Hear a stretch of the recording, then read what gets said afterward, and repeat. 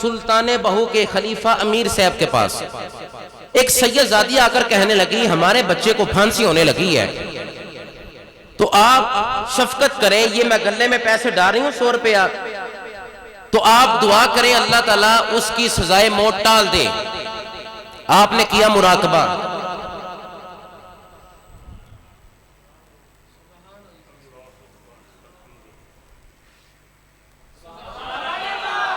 جو دو ویکھو نا کسے نیک بندے نو سمجھ آیا کرو، میری تار جڑی ہے۔ مائی صاحبہ سید زادی آ کر کہنے لگی دعا کریں، امیر صاحب اس طرح بیٹھے ہیں، امیر صاحب اس طرح بیٹھے ہیں، مائی مشکل ہے، آندہ بابے شاہی کوئی نہیں، سلطان بہو کے خلیفہ اس طرح بیٹھے ہیں، مائی مشکل ہے۔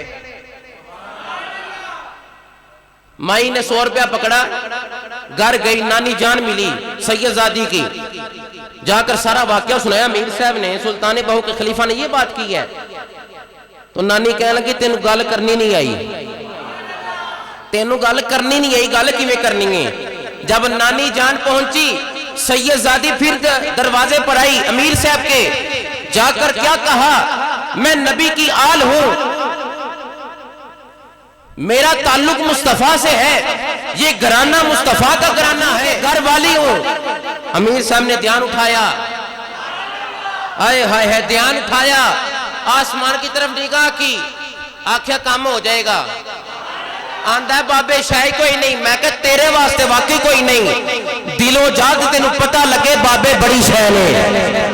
لہذا سنو سنی بھائیو، آرام سے بھی بات ویسے ہے، گالی دا میں آتی نہیں، دلیل دا میں قائلہ۔ سنو، امیر صاحب فرمانے لگے ہو جائے گا، وہی 100 روپیہ اٹھایا، گلے میں سے امیر صاحب نے سفر شروع کیا اپنے پیر و مرشد کی بارگاہ میں، سلطان بہو کی بارگاہ میں۔ آگے سلطان بہو کی فراست دیکھیں، اتقوا فراست المومن فإنہ ینظر بنور اللہ، آندہ بابے شاہی کوئی نہیں، میرے سلطان بہو رستے سے پہر نکل کر اپنے حجرے سے پہر آ کر اپنے مرید کا استقبال کر رہے ہیں، اپنے مرید کا استقبال کر رہے ہیں۔ کہا یہ تو نے کیا کیا؟ امیر صاحب کہنے لگے مجبور تھا، اب یہ خدا جانتا ہے میں بتلاتا ہوں۔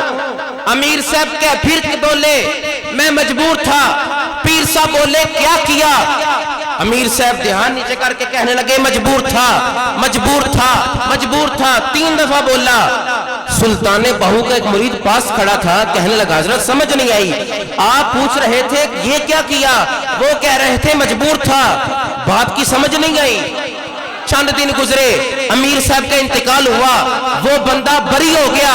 سلطان بہو فرمانے لگے مرید اب سمجھ آئی ہے، میرے خلیفہ نے اپنی جان تو دے دی ہے، سید زادے کی جان کو بچا لیا ہے۔